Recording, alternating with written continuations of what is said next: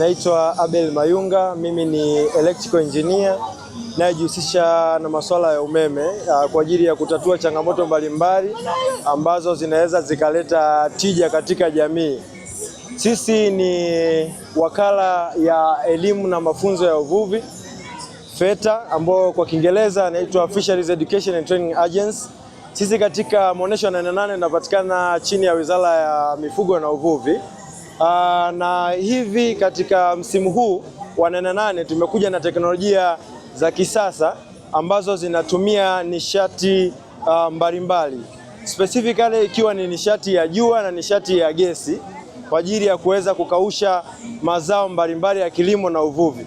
Hivi leo tumekuja na teknolojia ya kisasa ambayo inaitwa Solar Tent Dryer, ambayo inatumia nishati ya jua pekee kuweza kukausha mazao mbalimbali.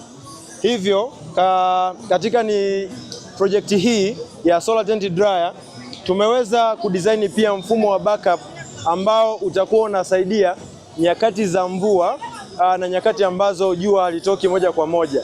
Hivyo basi tumedesign mfumo wa umeme ambao basically unatumia heater kuweza kujenerate heat kile kipindi ambacho jua halipo.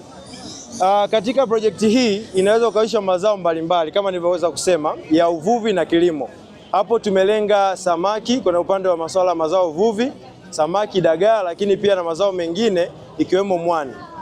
Hii projekti yetu imetengenezwa kwa kuzingatia parameter kuu mbili ambazo ni temperature na humidity. Tunafahamu kuwa wakati unazalisha joto lazima kuna top moisture content ambayo inakuwa inazalishwa ndani ya zao. Sasa ile top moisture content ni agent mbaya, kwa sababu inapokuwa kwenye mazao inaweza kusababisha yakaoza ikiwa ndani.